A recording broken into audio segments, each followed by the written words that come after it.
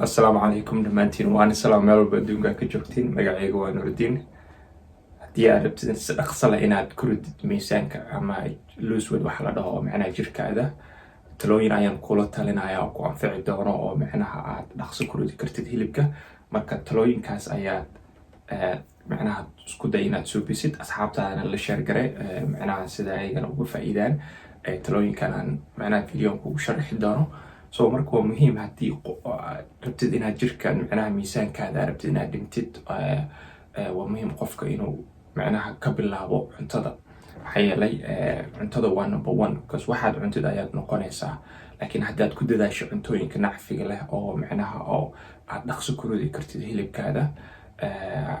marka sidaas ayaad ku bilaabaysaa number one mowqifkaada oo macnaha lose weight-ka marka cuntooyinka waa muhiim cuntooyinka oo nacfiga leh oo waa inuu sidoo kale percentage-kaada ama numberka oo macnaha calorieska aad cunaysid dailyga maalinta inuu yaraado marka waa muhiim inaad cuntid 40% oo carbs wax la dhaho cuntooyinka ah 40% oo protein ah iyo 20% oo fatka ah cuntada maxaa yeelay markaa lose weight subinaysid waa muhiim inaad cuntid less fat cuntooyinka fatka ku yaryahay sidaad macnaha natiijo dhaqso leh ugu gaartid macnaha miisaan dhimista jirkaada marka cuntooyinka borotiinka uu ku jiro waxaa ka mid ah ukunta oo kale chickenka malayga cuntooyinkaas ayaad badsanaysaa muxuu ahaa iyo sidoo kale cuntooyinka carbska waa muhiim inaad cuntid muxuu ahaa kuwa ma aha oo fatka ku badan yahay laakiin cuntooyinka carbska oo kale waxaad cuni kartaa bariiska qamadiga oo kale rootiga qamadiga oo kale baastada qamadiga oo kale iyo marka sidaas ayaad suubinaysaa fiberna sidoo kale waa muhiim waxa la dhaho fruitka laakiin fruitka kale fruit waxaa jiro sokorta ama macnaha oo fatku ku badan yahay waa ka fogaanay laakiin muxuu ahaa ma badsanaysid sidoo kale vegetableka waa muhiim inaad khudaarta aad u badsatid cuntooyinka oo fatka uu ku yaryahay waa in aad sidoo cuntooyin fatna waa oo macnaha cuntooyinka fatka oo ku badan yihiin baastada iyo bariiska cad iyo burka cad iyo waxyaalahaas dhan oo ka fogaanaysa cuntooyinka banaanada laga cuno laakiin kuwa fatka mar walba waa muhiim sababtoo inkastoo aad markaan miisaanka rabtid jirka inaad iska dhimtid laakiin cuntooyinka fatka kama wada tegaysid kuwa healthy ay jiro oo macnaha afakaadhada kale ka mid ah lowska muxuu ahaa oo marka sidaas ayaad subinaysaa xataa cuntada markaad karsanaysid waa muhiim saliid aad ku karsanaysid inay cunto saliid nacfi leh oo fat ah oo healthy aad ku karsatid oo calories ku yaryahay sidaad coconutka oilka oo kale waa aad bay muhiim u tahay marka sidaas ayaad subinaysaa marka waxaad macnaha aad mar walba ku dadaalaysaa sidaad ku cuni lahayd cuntooyin nacfi leh laakiin fatka uu ku yaryahay haddii waddanka hooy aad ku nooshahay aad scaleka cuntooyinka lagu qiyaasta aad haysanin ama haddaad qurbaa ku nooshahay xataa aad aqoon si loo isticmaalo laakiin mar walbo mowqifka macnaha waa taqaantaa macnaha niyadaada waxaad cunaysid oo haddii waxa fatka ku badan yahay aad qiyaasi kartid sida baastada oo kale iyo ice creamka oo kale iyo waa dareemi kartaa fatka ku badan laakiin cuntooyinka haddaan ku sharaxo kale oo caadiga qamadiga cuntooyinka qamadiga ah iyo cuntooyinka oo proteinka chickenka malayga iyo kuma badno laakiin proteinka ayaa ku badan waa macnaha saas ayaad subinaysaa taas waa midda labaad qofka waa muhiim in uu jimicsado ama guriga ku jimicso ama jimka ku jimicso maxaa yeelay haddii aad natiijo dhaqso leh inaad ka gaartid macnaha miisaanka jirkaada saad ku dhimi lahayd waa inaad jimicsataa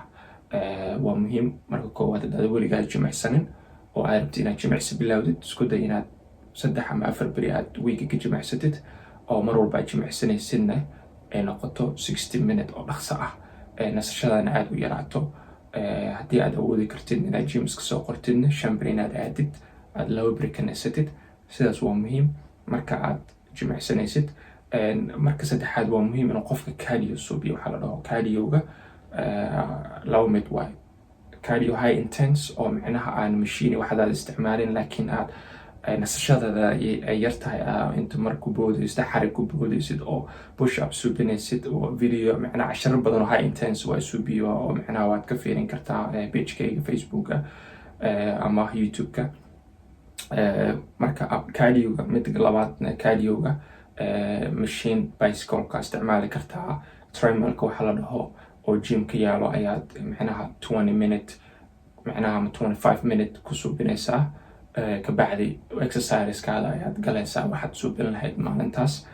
saas ayaad micnaha aad dhaqso hilib ku ridi kartaa marka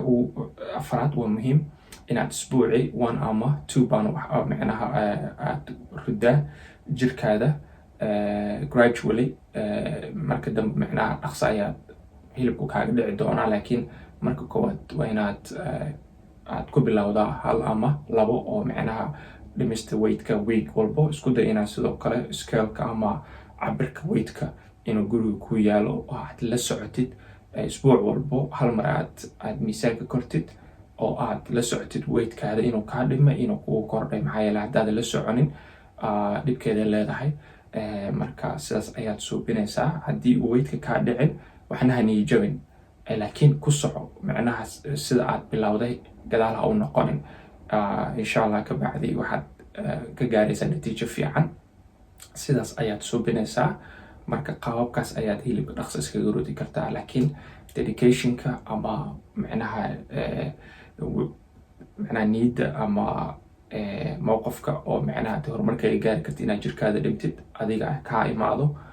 insha allah waxaa rajeynayaa in uu micnaha aad sida ugu dhaqsaha badan aad natiijo fiican kaga gaari doontid hadduu videogan fadlan ku anfacaya asxaabtaada la share garay sidoo kale subscribe youtube-ka igu suubi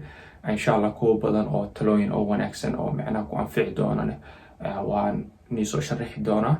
marka ha la dadaalo ha la isla socdo